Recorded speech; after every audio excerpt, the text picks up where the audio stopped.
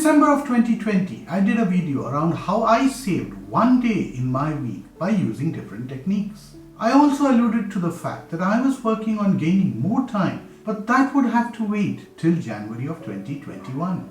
Needless to say, that day arrived when I got a package by courier last Sunday, and inside it was the fully spec'd out M1 Mac Mini that I ordered back in the first week of December. The question you might ask is, so why so much excitement? That's the subject of this video. In 2019, I made a switch from my then MacBook Pro 13-inch that had dutifully helped me create my first YouTube videos. But then it failed in renders and was simply too slow to manage FCPX. The file sizes I work on with videos were pretty large even before the editing period started. The reason for that is I used 10-bit 422 recording with uncompressed audio at the start point, and I used alpha channels for the main video. So I got myself a spec'd out 2019 Intel i9 MacBook Pro that I was pretty happy with. Over 2020, my video sizes became far more larger, became more complex, and had more layers and more graphics. So I find myself waiting for renders to finish before I can touch that machine, and that wasn't a pleasant experience. If I tried to work simultaneously during any one of those renders, other apps, even like PPT or a graphics software, would be so sluggish that it would also affect the performance in the render. So I actually had three choices. One was to upgrade to a monster of a machine with an iMac Pro or a Mac Pro and dispose of the current MacBook Pro, which was prohibitively expensive. So the other viable solution was to add another machine that would allow me to continue with the existing MacBook Pro, and that would do its job. The only constraint I had was all of 25 square feet available for this setup. I had a 34-inch Samsung monitor that I'm still pretty happy with. I discovered through this process that my Samsung monitor could easily handle a side-by-side view, whether both were Windows or a Mac. The only constraint I had was all of 25 square feet available for this setup, and even a new MacBook Pro would actually start to hinder the workflow. So that led me through the path of picking up an M1 Mac Mini that I would use simultaneously without taking up any additional real estate. There were two Mac Minis that Apple released, and fortunately there are a ton of reviews around it. While deciding between the 8GB memory version and the 16GB memory version, and with the various plethora of storage options, I discovered something important. Unlike all the other Mac Minis released before this one, this particular one wouldn't be upgradable. The performance of the internal storage far surpassed the external storage. With demanding performance that I would push towards quite quickly, the choice for me became very clear. I'm talking here about the higher-end Mac Mini with 16GB of RAM and 2 TB of SSD.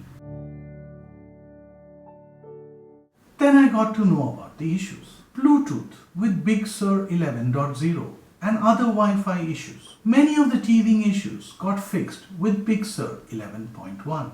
Another weak point that I discovered was that not all software would be compatible, even though you were running on Rosetta 2.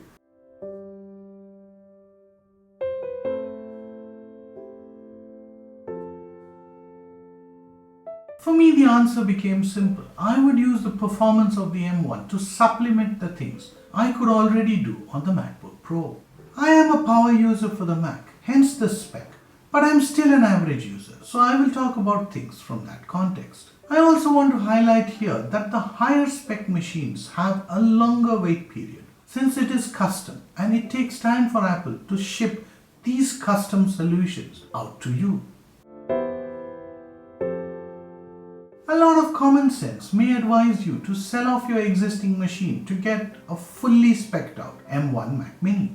But my decision to simultaneously use the MacBook Pro and the M1 Mac Mini is nothing short of magical. For an average user who does not want two machines, I can tell you that the M1 Mac Mini is blazing fast, does a number of things really well, but you will have some hiccup with others. Even the 8 GB version would suffice if you are using your Mac for staple office type activities. But for performance junkies who deal with very large video files being rendered, you should go in for the 16 GB version. This also led me to another conclusion. When the time comes to dispose of your existing system, consider using the newer and the older one simultaneously. The benefits could simply outweigh the price you would have got for your older system.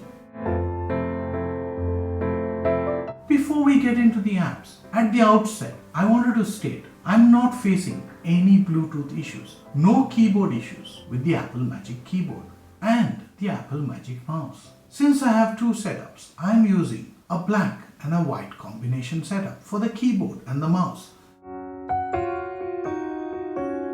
Amongst the apps that I have installed on the Mac Mini include Notion, Microsoft Office, Affinity products like Photo, Designer and Publisher, my HP printer drivers, Alfred, Luna Display, Sonos, TV, Magnet, 1Password, Dropbox, Liner, Accelerate, Liquid Text, a teleprompter software, Chrome, Final Cut Pro, Apple Motion, and of course, Logitech Brio. All of them are working perfectly, although I must say that I had some teething issues with the Logitech Brio software, which did not work off the monitor since I was connected to the monitor on both the Macs. My MacBook Pro had many more apps, but I intentionally left some of those out since I didn't need them over the next few weeks. And I could also add them in slowly on a need-be basis. With regards to Notion, I went to the Notion website and you will find specific drivers to install it for the M1 chip natively. All the templates performed really well, and so I didn't feel it was any different. The M1 is Apple's first system on a chip, where they have integrated the CPU, the GPU and the RAM inside of one chip. So the machine is blazing fast, opening up apps much faster than its Intel cousin.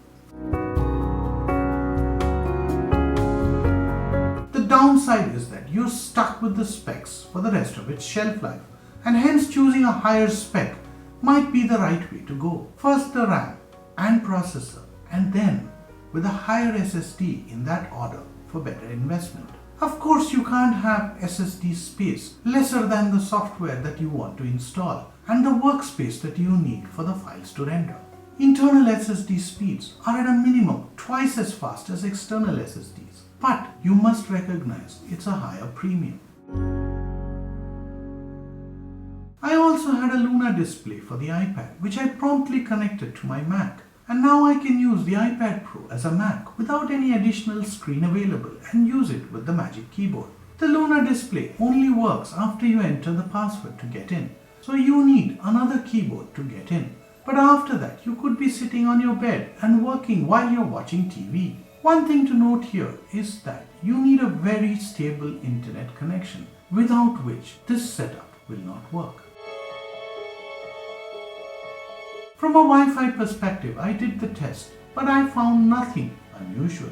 After using the Wi-Fi for a day, I hardwired my router to the Mac Mini to get an even faster connection. My router is just below my desk, so it makes it practical to have this done on the Gigabit Ethernet connection. If time is crucial for you and you find that your productive time between 7 and 11 AM is getting hampered, then you may consider a new Mac. If waiting for the software that you use to be optimized for the Mac Silicon is an option, you should wait. Or alternately, if you don't mind switching over to a new Mac software that adapts pretty well to the M1 chip, then that would be a great way to go. I'm genuinely happy with my decision, and as an Apple fanboy, but a practical one, I would highly recommend going down this path.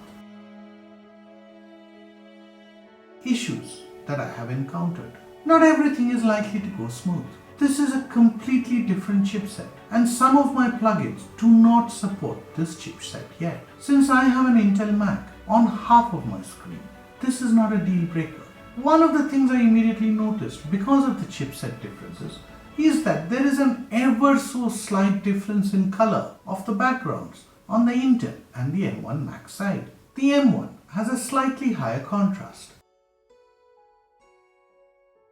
While I have a half and half setup, it does not prevent me from using the full real estate by flicking off a button on the back of my monitor. So who is this not for? People who are power users doing creative work with software not yet optimized for the M1 chip, like the Adobe suite of products. If you don't have the patience to wait for software to be updated for the new chip, you may want to watch this out. So the M1 Mac Mini is not perfect. You can get away with the 8GB version if you're a base user, but for that matter, you could also stick to an iPad. I also wanted to take the opportunity to let you know that I have a merch store on my website where I create some of the interesting designs for you guys. I'm wearing one of my merch products here in this video as well. This is based around my theme this year, Think Differently. If you're not yet part of this community, do consider subscribing and don't forget to hit the bell icon to stay notified of new videos. If you like the video, do consider sharing it with your friends. Stay safe, stay healthy, peace.